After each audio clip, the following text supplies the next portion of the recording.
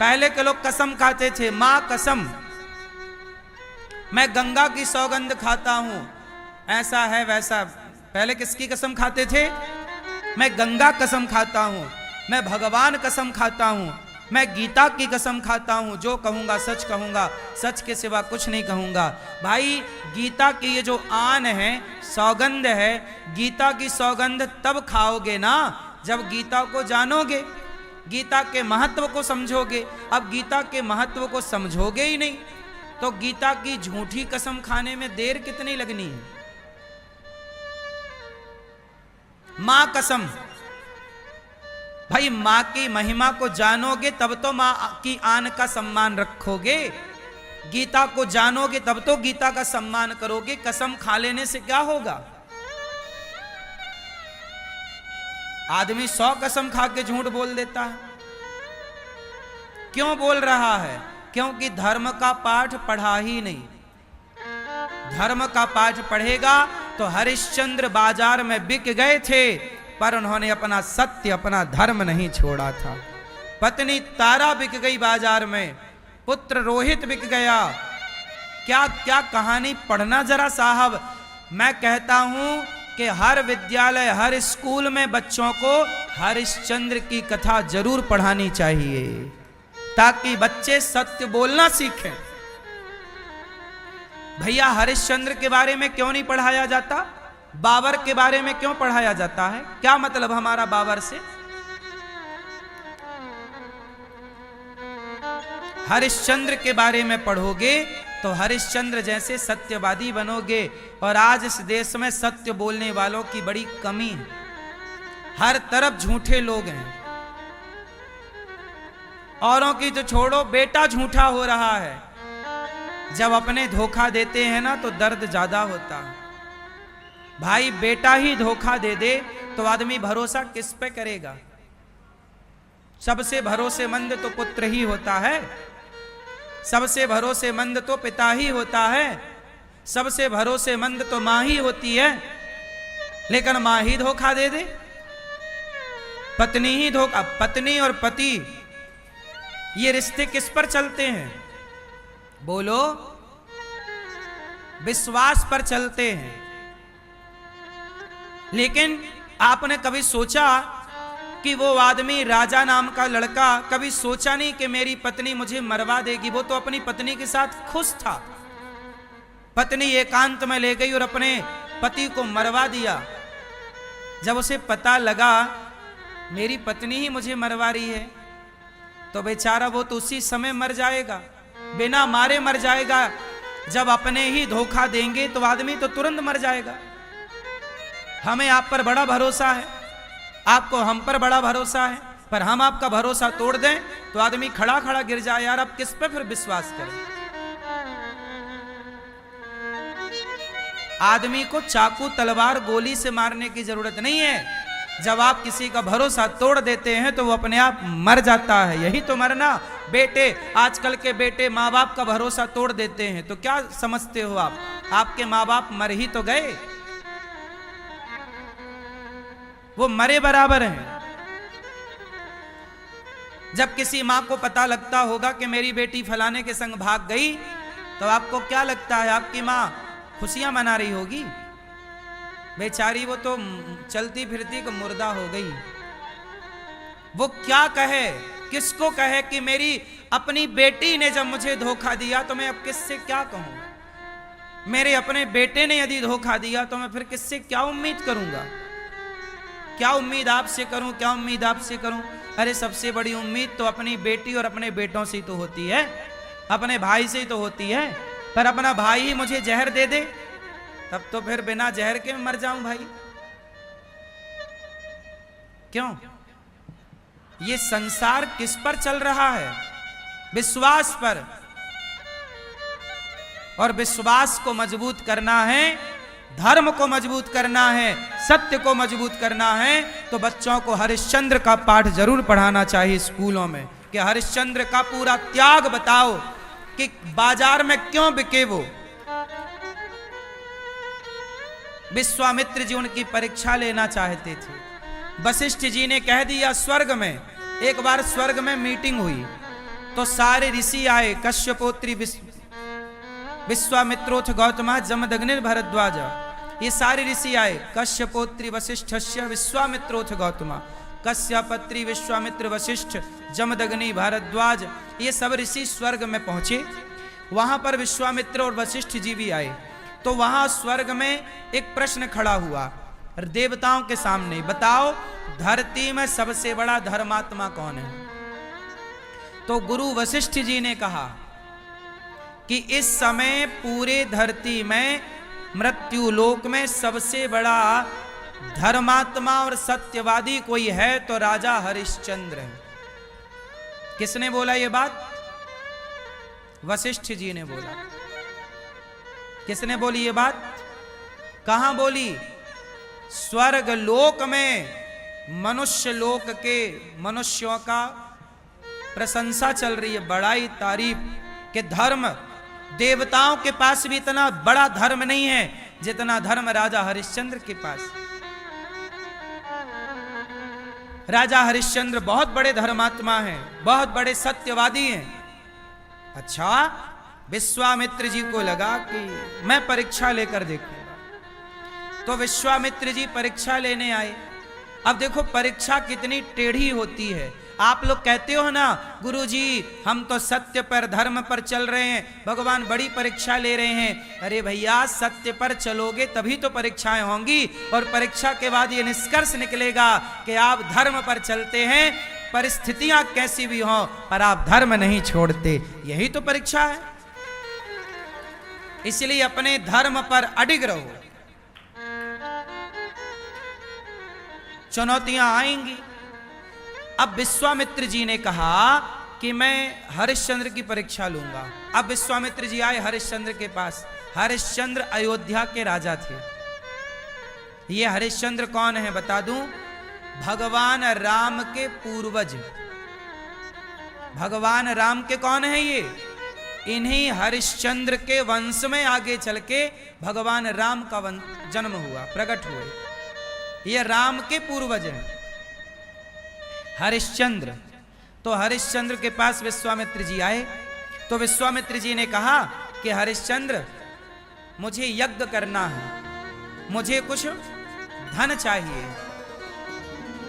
तो हरिश्चंद्र ने कहा गुरुदेव आप आज्ञा करिए, कितना धन चाहिए? बोले बस इतना धन चाहिए कि मेरा यज्ञ संपन्न हो जाए, मेरा यज्ञ संपन्न हो जाए।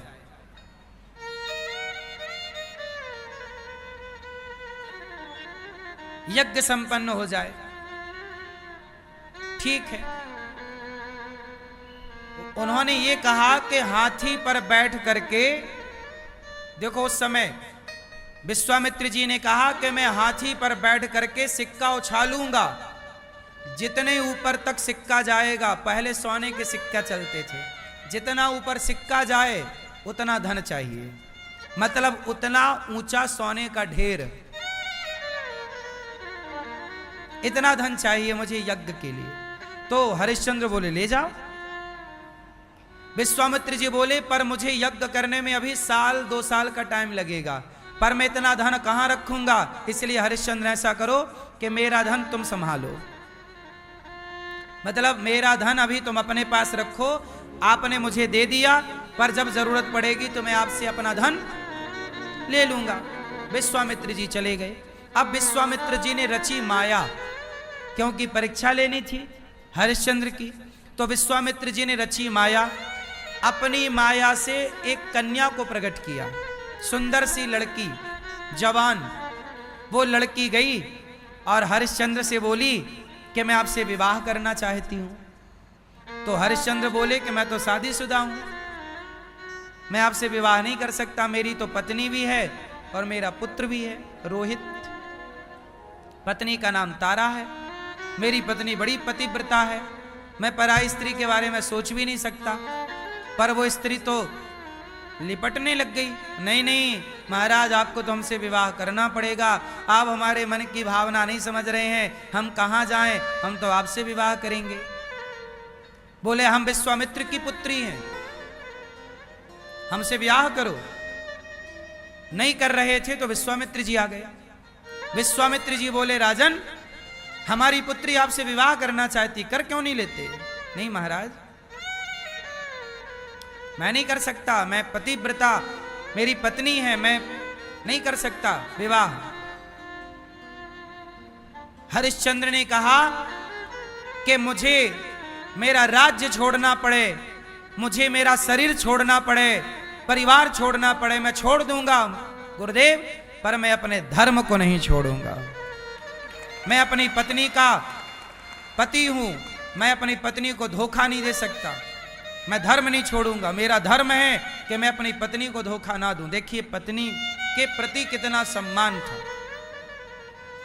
तो विश्वामित्र जी ने कहा, अच्छा आप अपना राज्य छोड़ सकते हो? बोले हाँ, राज्य छोड़ सकता हूं, पर पत्नी को दिया गया वचन नहीं छोड़ सकता। मैंने पत्नी को वचन दिया है कि मैं तेरे सिवा किसी और स्त्री का काम भाव से स्पर्श भी नहीं करूंगा। मैं अपनी पत्नी को दिया गया वचन नहीं तोड़ूंगा, प्राण जाए पर मैं राज्य छोड़ सकता हूं। तो विश्वामित्र जी बोले, राज्य दे सकते हो?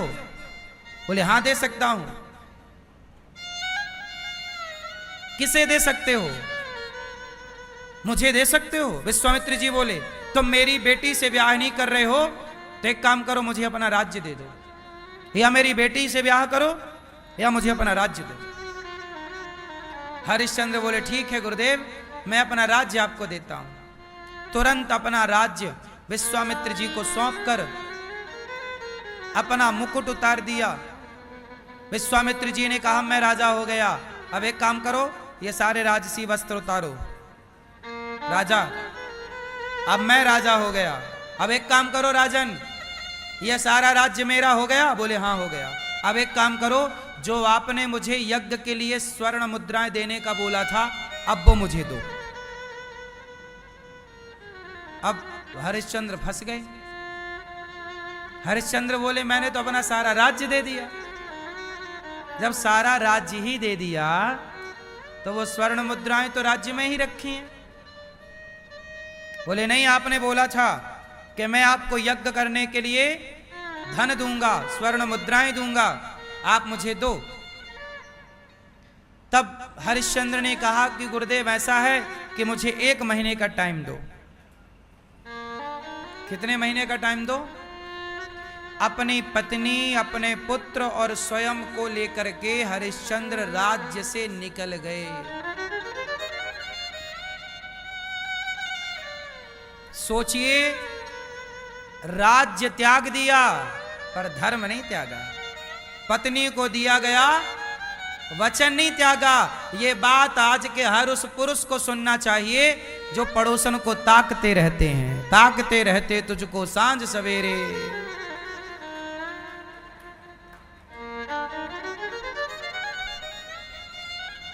ये कथाएं आपको धर्मात्मा बनाएंगी, लेकिन इन कथाओं को आजकल कोई नहीं पढ़ रहा है।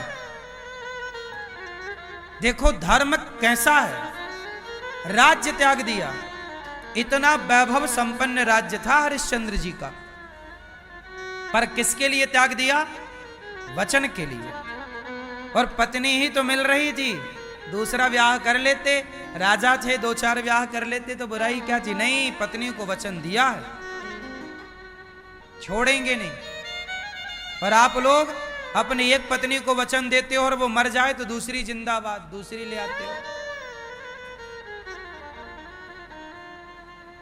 आज का आदमी, कुछ लोग झूठे हैं। हरिश्चंद्र चले बाजार की तरफ। इतना धन कैसे मिलता, कहां से कमाते? काशी पहुंच गए। अयोध्या से निकले, कहां पहुंचे? कहां पहुंचे? काशी। काशी विश्वनाथ। काशी में पहुंचे तो महीना गुजरने में मात्र 1 दिन बचा। कोई काम नहीं, कोई पैसों का जुगाड़ नहीं। विश्वामित्र जी आ गए, चलो मेरा धन दो। बोले महाराज 1 दिन का टाइम और है। पत्नी तारा बोली कि प्राणनाथ ऐसा करिए कि आप मुझे बाजार में बेच दीजिए। हरिश्चंद्र बोले, देवी तुम जैसी पतिव्रता को क्या बाजार में बेच दूं, ये सही है? महाराज मैं किसी की दासी बनकर रह लूंगी, पर आपका धर्म बच जाए ये बड़ी बात। पहले के जमाने में लोग भी खरीदे और बेचे जाते थे, पता है, दासी के रूप में। मतलब आप मेरे घर का काम धाम करेंगे, मैं आपके घर का काम करूं, और इसका एक हिसाब हो जाता था कि एक पैसा दे दिया जाए, और उससे तो राजा हरिश्चंद्र ने बाजार में बोली लगाई, है कोई पत्नी को खरीदने वाला? तब वहां पर स्वयं भगवान शंकर और माता पार्वती, भगवान शंकर एक ब्राह्मण का रूप बनाते हैं और ब्राह्मण बन करके आते हैं और राजा हरिश्चंद्र की पत्नी को खरीदते हैं। कितना कितना धन? बोले इतना। तो बोले इतना तो मैं नहीं दे सकता। तो अच्छा आप कितना दे सकते? बोले इसका आधा दे सकता। तो पत्नी बोली, प्राणनाथ मैं आपका आधा धर्म बचा सकती हूं, अपने आपको बेचकर, तो मुझे बेच दो। साक्षात भगवान शंकर ने एक ब्राह्मण का रूप बनाया और हरिश्चंद्र की पत्नी को खरीद कर, तो रोहित भी रोने लग गया। बच्चा था 5 साल का। माँ मुझे छोड़कर कहाँ जा रही हो माँ? तब पंडित जी बोले, इस बच्चे का भी मैं थोड़ा धन दे देता हूँ, इसको भी खरीद लो। खरीद लिया बच्चे रोहित को। अब तारा और रोहित दोनों चले। पंडित जी की पत्नी पंडितानी, वो पंडितानी वैसे और कोई थी नहीं, साक्षात माता पार्वती थी। पर तारा की परीक्षा लेनी थी तो माता पार्वती ने बड़ा कड़ा व्यवहार रखा। परीक्षा तो कड़ी होती है, कठिन होती है। अब तारा को खरीद लिया, बड़ा काम कराएं, कुएं से पानी, दिन भर काम कराएं, तो खाने को बची खुची जूठन दें, पर तारा खुश थी। आज महीने का अंतिम दिवस था। विश्वामित्र जी आ गए कि चलो मेरा धन दो। बोले आधा ये है, आधे की व्यवस्था करता हूं। अपने को बेच दिया बाजार में। तब यमराज आ गए। यमराज डोम का रूप बनाकर आए, शमशान के मालिक बनकर। बोले तुम मेरे शमशान में काम करोगे? हाँ करूंगा, मुझे इतना धन चाहिए। डोम ने दे दिया। हरिश्चंद्र ने पत्नी को, पुत्र को, स्वयं को बाजार में बेचा और अपना ऋण चुकाया।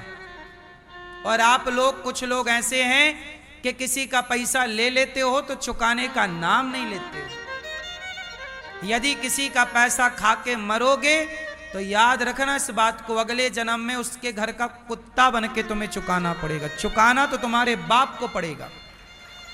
ईश्वर की अदालत में कोई बचा नहीं।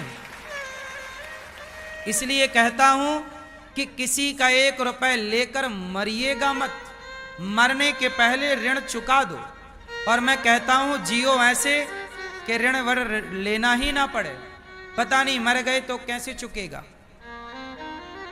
इसलिए किसी से 1 रुपए ना लेना, 1 ना देना 2। और किसी का लिया है तो जल्दी चुकाओ।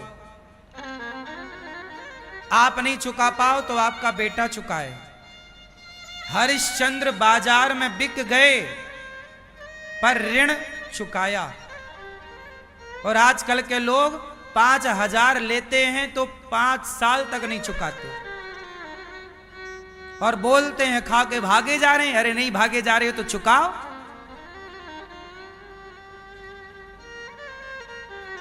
पैसा किसी का खा के मत मरिएगा। आप लोगों ने किसी से लिया तो नहीं? लिया है तो चुका दीजिएगा।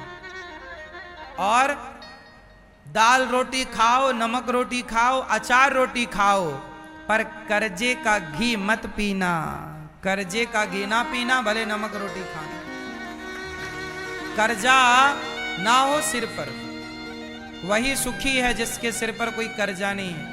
वो लोग बड़े परेशान हैं जिनके सिर पर रातों की नींद हराम है, उनकी जिनके सिर पर कर्जा है। कर्जा मत लो। बुजुर्ग कह गए हैं कि जितना चादर है उतना पांव पसारो। काम करो, आगे बढ़ो। बैंक से लोन लेके ही काम करना पड़ता है आजकल, करो पर उतना ही लो जितना चुकाने की क्षमता। और जितना भी कर्जा आपके सिर पर है, अपने बेटों को बता दो कि बेटा मैं मर जाऊं तो तुम चुकाना।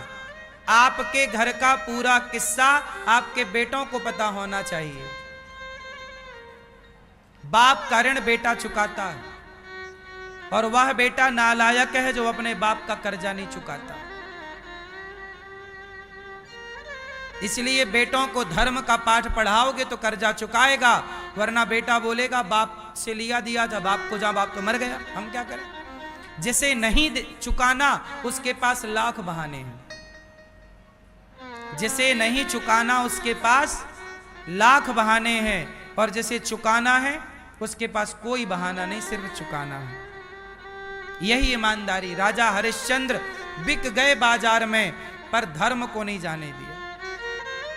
अब क्या हुआ, तारा जिस घर में काम करती थी वो पंडितानी बड़ा काम कराती, पर तारा अपमान सहकर भी काम करती, क्योंकि वो दासी है। अब एक दिन क्या हुआ, तारा का बेटा रोहित जंगल गया लकड़ी लेने, समिधा लेने, हवन की। तो वहां उसे एक सांप ने डस लिया। उस सांप ने भी विश्वामित्र जी के सारे पर डसा। विश्वामित्र जी ने कह दिया सांप से जाओ डस लो। छोटा 5 साल का बालक था रोहित, मर गया। जब मरा तो मां दौड़ी, उसे पता लगा, बच्चों ने बताया कि तारा मैया तुम्हारे बेटे को सांप ने, रोहित को सांप ने डस लिया। तारा दौड़ी तो पंडितानी ने रोक लिया। वो पंडितानी उस समय माता पार्वती थी।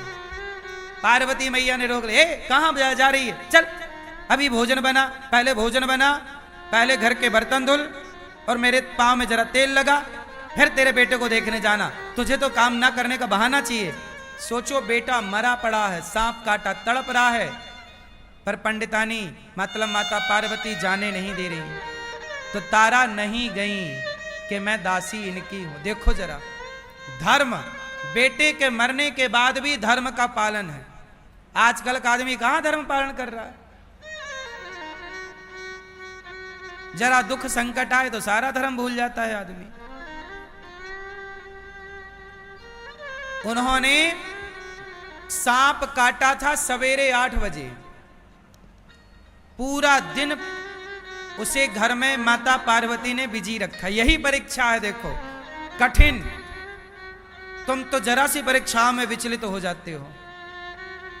विचार कर लो कि बेटा मरा पड़ा है और मरे हुए बेटे को देखने की परमिशन नहीं है।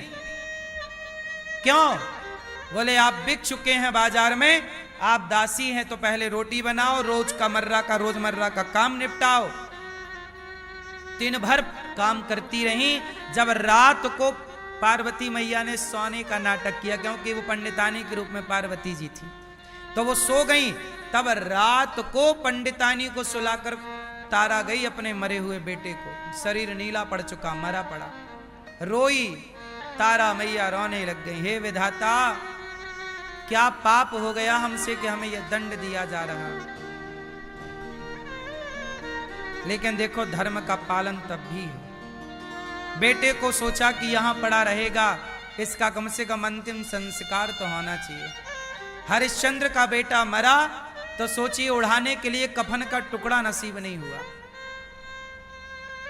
माता ने अपनी आधी साड़ी फाड़ी, उसे उड़ाया और शमशान की तरफ लेकर चली। संयोगवश शमशान में हरिश्चंद्र थे। वहां पर वो काम कर रहे थे, मुर्दा जलता, उसका टैक्स लेते, जलने का 1 स्वर्ण मुद्रा लेके जलने देते। तो तारा पहुंच गई, शमशान में रो रही है। हरिश्चंद्र बोले देवी तुम कौन हो? भैया महाराज मैं तारा हूं। तारा, हरिश्चंद्र को कुछ याद आया, तारा तो मेरी पत्नी का नाम था। क्या हुआ देवी? महाराज मेरे पुत्र को सांप ने डस लिया, इसका अंतिम संस्कार करने आई हूं। हरिश्चंद्र ने कहा कि आपको पहले 1 स्वर्ण मुद्रा देनी पड़ेगी। इस शमशान का नियम है कि जो मुर्दा जलेगा पहले उसे एक स्वर्ण मुद्रा देनी पड़ेगी, क्या तुम दोगी? बोले मेरे पास तो कुछ नहीं है। तो जाओ अपनी मालकिन से मांग कर लाओ। मालकिन के पास चली मांगने कि बेटा मर गया है तो एक स्वर्ण मुद्रा दोगी तो उसका अंतिम संस्कार होगा, नहीं तो नहीं होगा। और ये मांग कौन रहा है? हरिश्चंद्र। सोचिए कि बाप तारा पहचान गई कि महाराज आप, महाराज हरिश्चंद्र पहचान गए कि तारा तुम, क्या हुआ रोहित को? बोले सांप ने डस लिया। हरिश्चंद्र रोए पर करें क्या? पुत्र चला गया, किसके कारण? धर्म का पालन करने के कारण। लेकिन देखिए पुत्र से भी ऊपर धर्म है। अब बेटा मरा पड़ा है और बाप कह रहा कि पहले टैक्स लाओ, क्योंकि मैं मालिक का नौकर हूं और उसका नियम है कि यहां टैक्स लगेगा, एक स्वर्ण मुद्रा, तब जाके जलने देंगे। आपको लगे कि कैसा निर्दयी बाप है, निर्दयी नहीं है, यही धर्म है साहब। धर्म इतना भी तो आसान नहीं है। धर्म इतना ही आसान होता तो सब ना धर्म का पालन करते। आज करोड़ों में कोई एक है शायद जो धर्म का आचरण कर रहा है, वरना आप खुद अपने आप को बताओ कि आप दिन भर में कितने झूठ बोल लेते हो, आप खुद कितने धर्म के रास्ते पर हो। आज का आदमी कितना अधिक बेईमान है, ये आप लोग बेहतर जानते हैं। धर्म की तो अब केवल कहानियां बची हैं, धर्म अब कहीं छिपा होगा, कहीं कहीं। हरिश्चंद्र तो बोले जाओ लेकर आओ। पत्नी तारा चली अपने मालकिन के घर। संयोग देखिए कि मालकिन के घर जब रात को चली तो उसी समय वो पंडित पंडितानी के घर चोरों ने चोरी कर ली। और चोरी कर ली, पंडितानी दौड़ी, चोर चोर चोर, तो चोर तो मिले नहीं, रास्ते में तारा मिल गई। बोले तू क्या कर रही थी बाहर? यही चोरी की है। राजा के पास ले गए, राजन इसने हमारे घर में चोरी करवाई और की, इसी का हाथ था चोरी में, नहीं तो तू आधी रात को बाहर क्या कर रही है? अब वो कैसे बताए कि मैं शमशान से बेटे के लिए एक स्वर्ण मुद्रा लेने आई हूं। राजा ने कह दिया कि जाओ जाओ इसका सिर कटवा दो। तारा को सेना ने बांध लिया और सेना का राजा का जो डोम था, डोम से कहा, डोम मतलब जल्लाद, जल्लाद ना फांसी रस्सी चढ़ा के वो खींचो, उसे जल्लाद कहते हैं। जल्लाद को राजा ने आदेश दिया जाओ इस महिला ने चोरी की है, हमारे राज्य में जाओ इसका सिर काटो। तो जल्लाद उस महिला को ले गया शमशान। शमशान में कौन था? हरिश्चंद्र। और डोम का दास था हरिश्चंद्र। तो डोम ने हरिश्चंद्र को तलवार दे दिया, बोले लो राजा ने आदेश दिया है कि इसका सिर काट दो। ये रहा तलवार, रही ये महिला की गर्दन उड़ा दो। अब हरिश्चंद्र के हाथ में तलवार है और सामने है पत्नी, वो पत्नी पतिव्रता नारी जो अपने पति के लिए बाजार में बिक गई, जिन्होंने किसी भी परिस्थिति में धर्म को नहीं छोड़ा। लेकिन देखो कितनी घोर कठिन परीक्षा ली जा रही है। छोटा व्यक्ति हो तो छोटी परीक्षा होती है। हरिश्चंद्र की इतनी कठिन परीक्षा थी कि युगों युगों के बाद भी उनका नाम अमर है। परीक्षा बढ़ी तो नाम बढ़ा, परीक्षा बढ़ी तो आप कितनी बड़ी परीक्षा देने को तैयार हैं? जितनी बड़ी परीक्षा देंगे उतने लंबे समय तक आपका नाम इतिहास याद करेगा। हरिश्चंद्र को तलवार दी गई, तारा ने, अब देखो एक तरफ बेटा रोहित मरा पड़ा है और दूसरी तरफ पत्नी की गर्दन पे तलवार चलानी है। और मालिक का आदेश है, जिसने मुझे खरीदा है उसकी आज्ञा तोड़ नहीं सकते। पत्नी ने कहा प्राणनाथ अपने धर्म का पालन कीजिए, अपने हाथ को कांपने मत दीजिए। पत्नी ने सिर झुका लिया गर्दन काटने के लिए एक लकड़ी का वो होता था, जहां छोटा सा गर्दन के आकार का गोलाई होती थी, उसमें ऐसे गर्दन रखी जाती थी और फिर उसे काटा जाता था। ये मृत्यु दंड किसी को हो तो ऐसे ही होता था। तो इनको मृत्यु दंड मिला राजा की तरफ से, और राजा का आदेश सिरोधार्य। तलवार उठाई हरिश्चंद्र ने, और पत्नी ने सिर झुका के खड़ी हो गई, और गर्दन काटने जैसी हरिश्चंद्र तलवार उठाए कि पत्नी जाए पुत्र जाए, मैं भी जाऊं तो जाऊं, पर मेरा धर्म नहीं जाना चाहिए। क्या प्यार था धर्म